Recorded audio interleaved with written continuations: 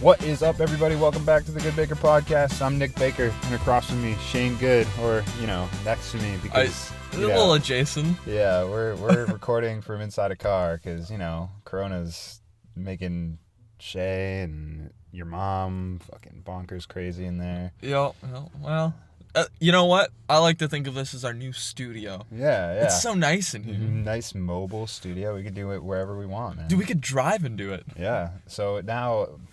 GoodeBaker is coming to you live from wherever the hell we want. Mobile. But yeah, so let's just get into it, man. What have we been playing? I know one thing we've been playing, and man, it was sick last night. But yeah, so why don't you start off with a little bit of what you've been playing on your own, then we'll get back to what we've been playing together. So I've been playing PoE, the Delirium League, because when PoE comes out, I usually just sit there and play it for a month straight. Right. Super fun. I got my Darkness Farmer online. I kind of built my own Darkness Farmer this time instead of following, I think her name is Brittany, like Brit, and then like Nee. But anyways, yeah, it's a real interesting name. But she made a build for a Darkness Farmer that was actually really good. It was just really, really fucking expensive. So I made my own build for a Darkness Farmer that is nice and cheap, and nobody else is doing it, so I'm literally just printing currency. Oh, yeah. If you don't know what a Darkness Farmer is, like 5 leagues ago, there was something called the Delve League. Basically, it just made it like an endless dungeon, except it's like a path, and you follow like this little light. It's called the Crawler, and the Crawler has the light on it. So, like, when you go into the darkness or off the beaten path, there's darkness, and every second you're in the darkness, it stacks against you, and it gets to the point where it will just, like, kill you instantly. Jesus. Yeah, so, like, a Darkness Farmer is just, like, a character that's meant to stay in the darkness and has a ton of resistance to it. So, it's just something different. You know what I mean? Yeah, oh, no, I know what you mean. But, something different... Like, something completely not different. What have you been playing that's completely not different? So completely not different is Call of Duty Warzone, but completely different, I've been dipping into some Animal Crossing. I got that on Friday, so that's pretty chill. I thought that would be completely different, or not different, because it's so new and everybody's playing. Well, I mean, yeah, in that way, sure. It's all not right. different at all. You ruined my segue. So everybody's playing it right now, but I'm having a great time with it. It's a nice, chill switch on, switch off of Call of Duty Warzone, which is the other thing we've been playing. And man, it feels good to get that win, but we'll talk about that in a second. Animal Crossing is great. The improvements they've made to Animal Crossing are welcome. Yeah. To say the least. There's just so many quality of life things like storage in your house and different tools and just upgrading systems that weren't there before that kind of make the game feel a little bit better to go back to time after time. And it's a really day-to-day thing. So you do a little bit one day and you can drop off and go back for like maybe 5 minutes the next day, or you can go back for a few hours in a day. There's always something to do in the game, but if you really just want to go in and do the couple things you have to do that day, it's fun to do that. So it's a good little it's very Stardew Valley. I watched a little bit of it. Yeah, a good little very Stardew Valley. It's a good little distraction for what's actually going on in the world right now. So nice to have that little at peace game that you can run around in. What if they did an event that was like the Corona event? No joke. Yesterday, they put an item in the shop that was a doctor's mask. Really? No joke. Oh, my God. I'm like, wow, they're actually, they're taking advantage. Oh, so my. It's pretty great. But, the customization is one of the things that I really enjoy. Obviously, I've talked about that before, being one of my favorite things about games.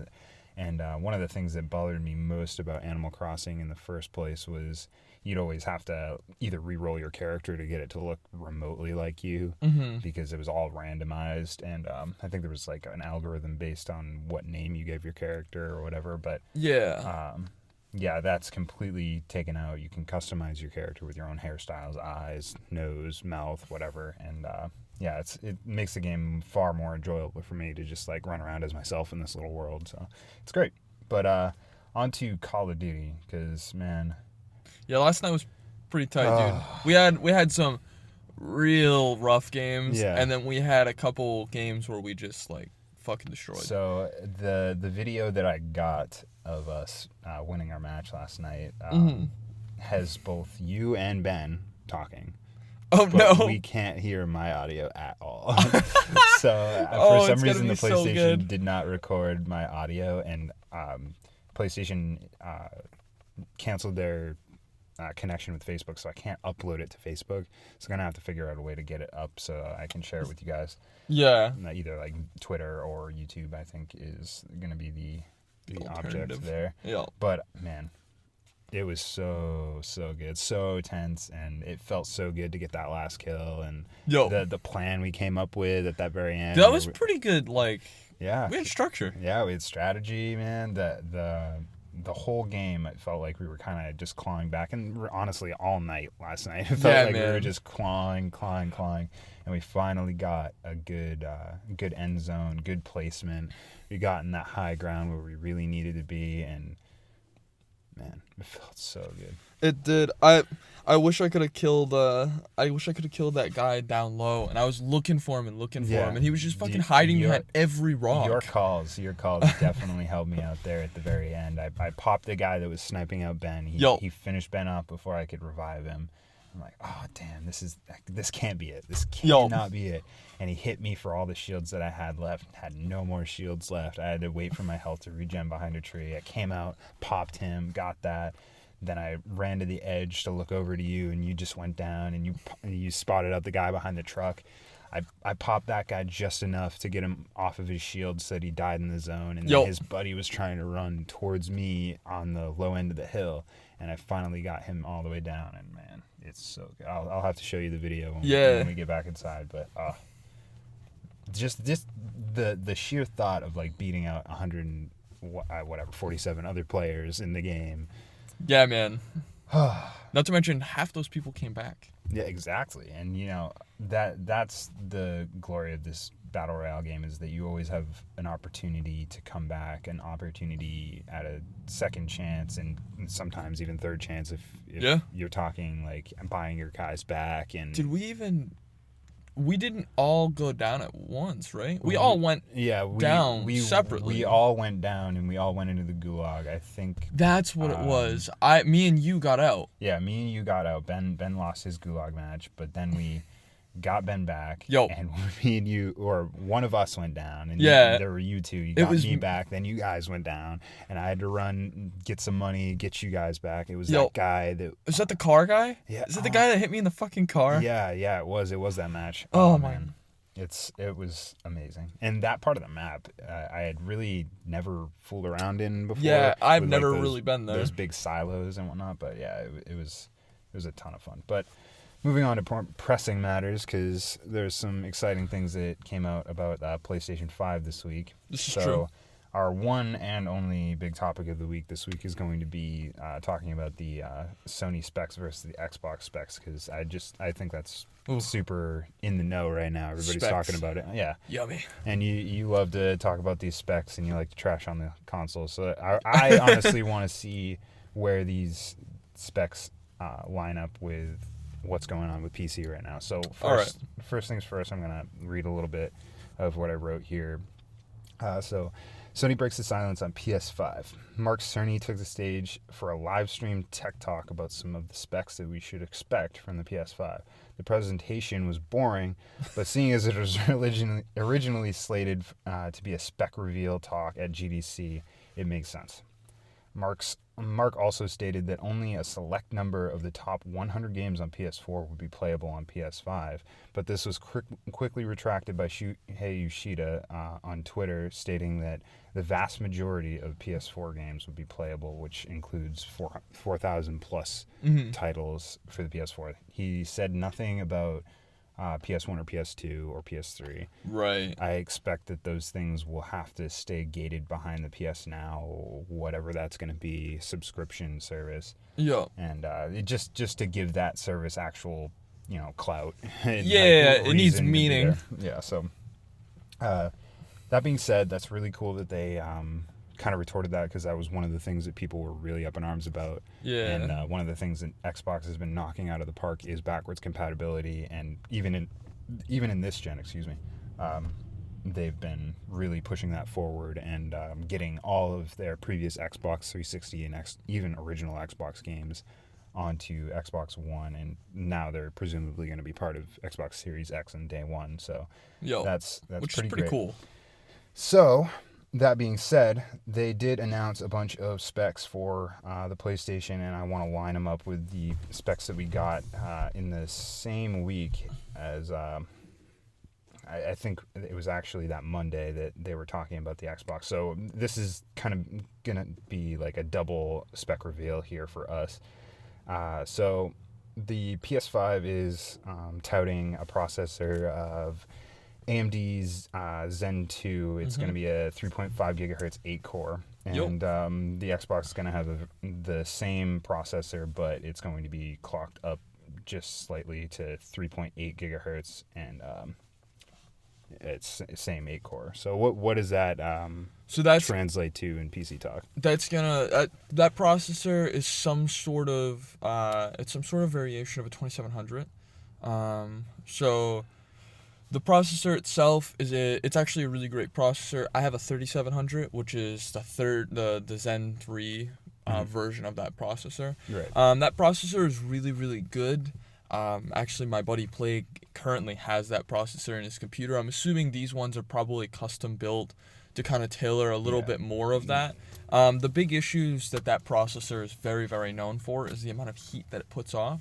So I'd be really interested to see what type of heat distribution or like heat solution that they came up with, because the big issue of going bigger graphics, bigger processor is more heat. Right. That's one thing that they really didn't talk about with either console so much, more Xbox than PlayStation, because PlayStation really hasn't like come out and shown you the box yet. Right. And Xbox is just completely broken down their box, so you kind of get an idea of what that's like. They have a huge heatsink in it, so it makes sense. And that box is big. Yeah, it's big. It's pretty chunky. So they like them chunky.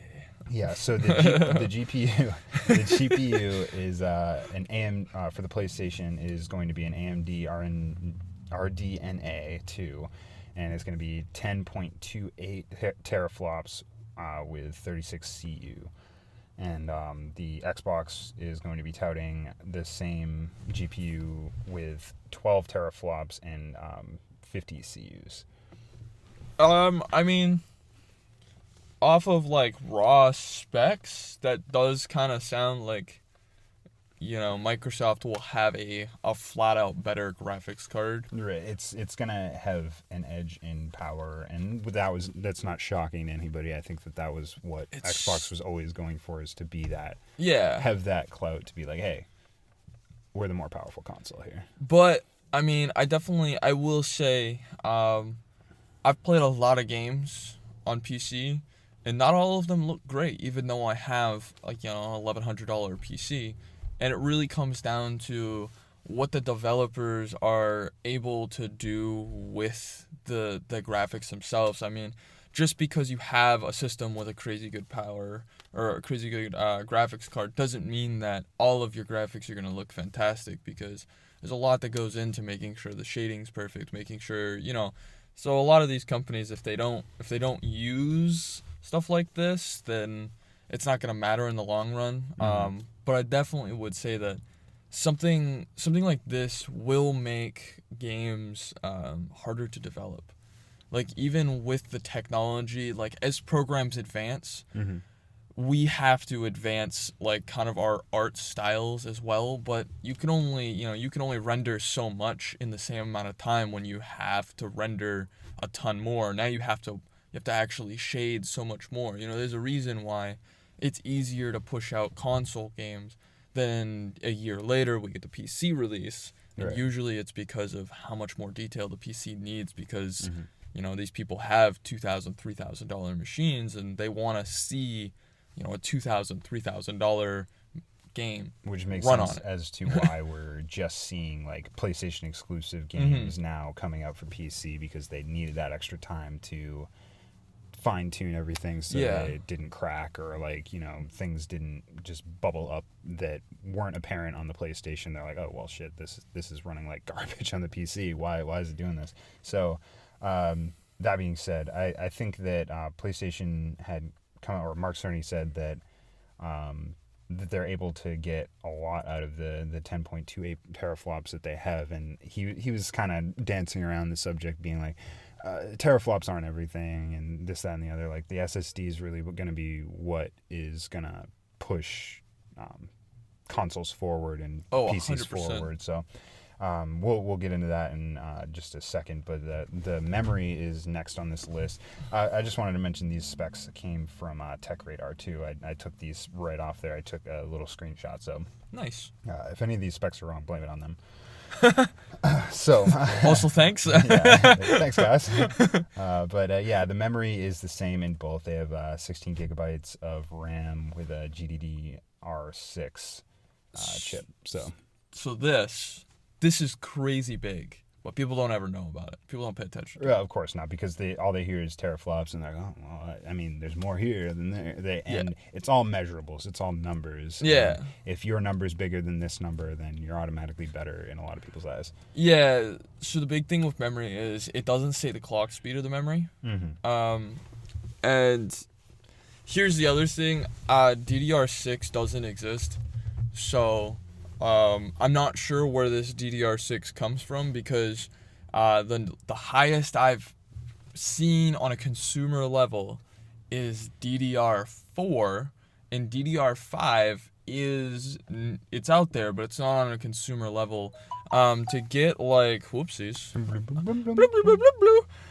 to get like DDR5 RAM, like 16 gigs of DDR5 RAM is like $700.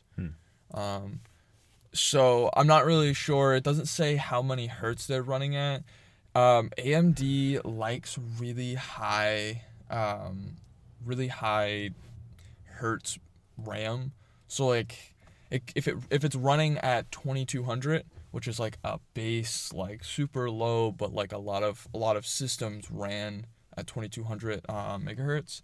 If it's running at like 2200 and Microsoft is running at like 2300, you're gonna notice an insane difference, because every part of your system will outclock your RAM, like hardcore. So hopefully they took that into account, especially where they didn't say it. It kind of makes me worry, but I mean, these specs are very baseline. They're just very simplistic. But that if you watch the PS5 talk, they got really deep into the nitty gritty of things, and it honestly, bored a lot of people to sleep. And I sat there and I was kind of interested in a lot of the things they had to say about what the SSD is going to do for things. What the that's SSD going to, is. As far as like level design and things like that, they don't have to account for loading speed or any of that as much as a standard hard drive. So that's the stuff that really interested me, and I think that's the stuff that's really going to hit home with most gamers in general. So that is what we're going to get into next, is the storage, which PS5 comes in at 175 gigabytes less here at a 25 gigabyte SSD, which is interesting. I thought that they would completely round up to 1 terabyte just to make it round, but there must be some sort of internal reason that they're doing this. There definitely is. So so PlayStation has 825 gigabytes of an SSD, and Xbox has 1 terabyte SSD.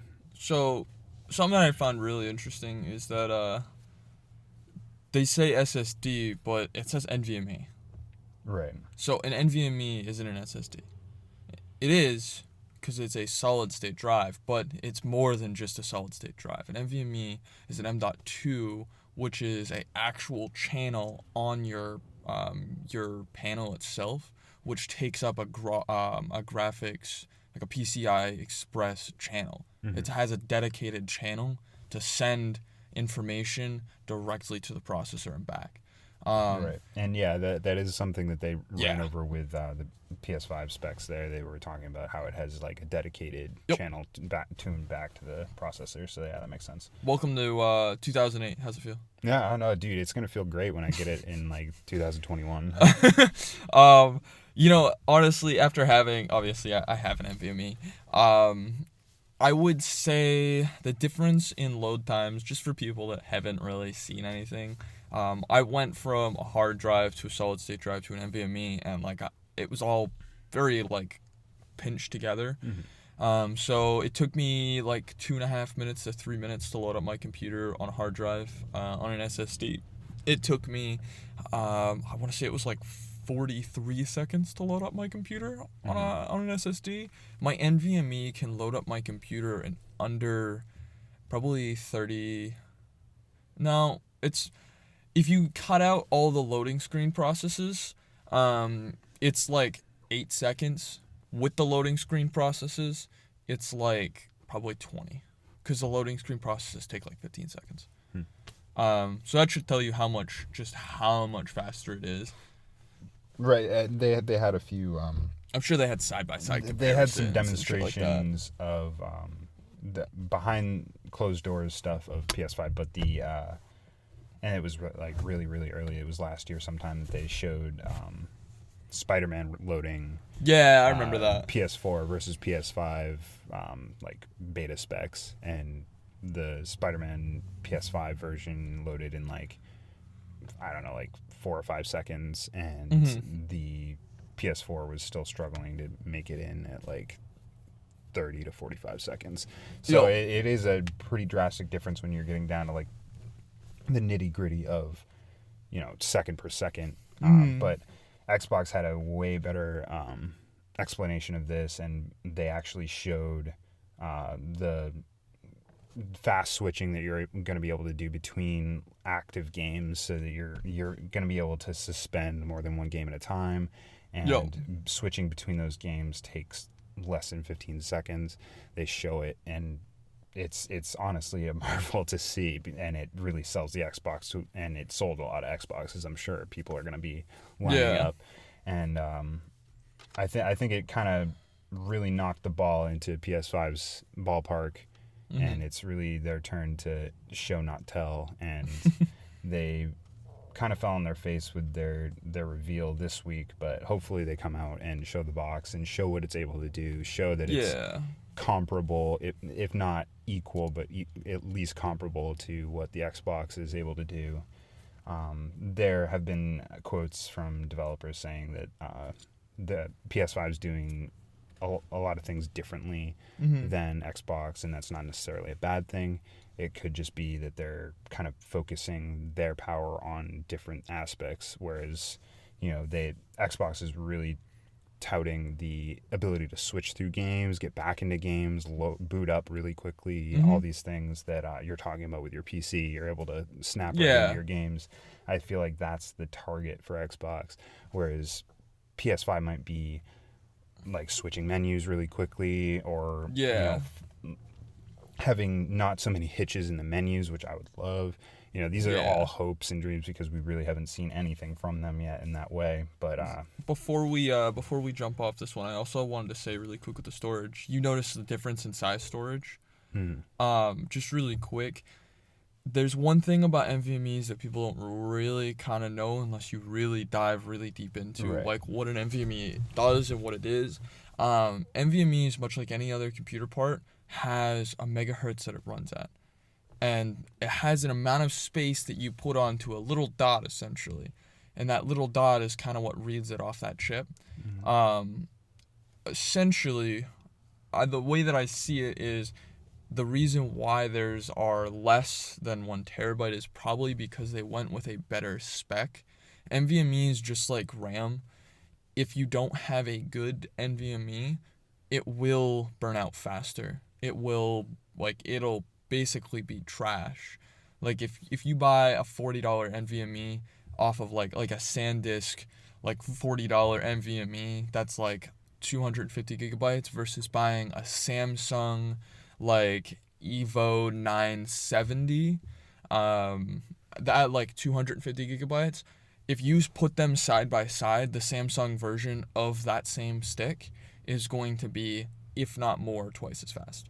Even though they're both NVMe's. It'll still be faster in SSD, but like there's a massive difference just in lineups of NVMe's. So that very well could be the reason they chose something. They might have just chose something that's more reliable. Even though it kind of was a little less, they could get it for a bulk kind of stock. Right. And they've already come out and said, both sides have said that a lot of these parts are custom made in-house where they're working with AMD. Yep. They're doing a lot of their own like tweaking, fine-tuning so that things work the way that they want them to, and they put their power sources right where they want them to be. So yeah, exactly. And I believe Mark Cerny because that dude's like on another level. Yeah, no shit. He literally says words that I couldn't even contemplate. So yeah, the rest of these specs are pretty self-explanatory. They've talked about these before. The optical drive is going to be 4K Ultra HD Blu-ray in both. 4K support, obviously. 8K support. It was talked about, but we're not going to see that for a while in displays. At least, within our price range. Yeah, no shit. HDR support is as a given, and the ports on the PS5 obviously haven't been stated yet, but the Xbox has been fully shown, so they have 3 USB-A 3.0 ports, HDMI out, and optical audio ports. So that's pretty that standard. is the rundown of those specs, and as it stands right now, I think that Xbox's messaging, a lot of people are talking about it and saying that they're just doing a way better job, and they're right. The Xbox is putting the console out there, letting people see it, and I think that what's the word I'm looking for? Vulnerability that they're showing is something that they really lacked in the last generation, where they kind of came out and they really stepped in shit early on with the constantly online stuff. They kind of backtracked a few words, and that's when they really got vulnerable, is after the fact and not before the fact. Like they really put themselves out on a limb here, showing everything that they have with confidence, knowing that they were going to be more powerful than PS5, which kind of begs the question, like, how much is this going to cost? Like, are these costs going to rack up and be more than $500? I doubt it. I imagine that it's probably going to be like $499, because if they're pushing these specs and pushing themselves out there, they might as well take a hit on the console as well, because if they're going to win this console generation, they need to take as many risks as they can. Especially with how things are going right now, I think that if they go over $500, I don't think that people are really going to buy into it. Yeah, and I think that less people are going to see the value in just a few more teraflops or just a few more gigabytes in the storage. People are going to see more of the value in, like, all right, well, the PS4 has a little bit less, but I need that extra $100 or whatever to buy games, controllers, this, that, and the other. So that's what I always see when I'm going out and buying a console. And I've been a PlayStation guy for a really long time, and I think if there was going to be a turning point for me, it was going to be with the Xbox One, because I did buy both at launch. And I just got rid of my Xbox One because no games were on it. They had poor messaging. Everything kind of fell flat for them, whereas Sony was just knocking everything out of the park with exclusives, messaging, branding. Everything was great. So they even had their own chat system, which was kind of nice. Yeah. So that is everything we have for this week as far as that goes, unless you wanted to chit chat a little bit more about any hopes as far as exclusives or anything that you're looking forward to, or maybe a good question might be, when do you think the PS5 is actually going to be revealed in full? I think that we will see the PS5 by the end of the summer.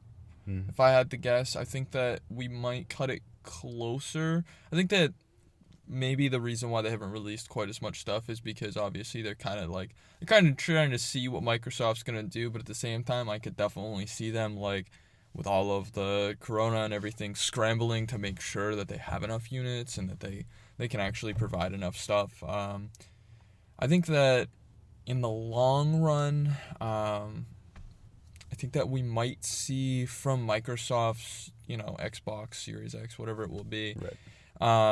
I think that we might end up seeing a lot more PC players. And the reason why I say that is just because it's literally the size of a computer tower, a mini computer tower.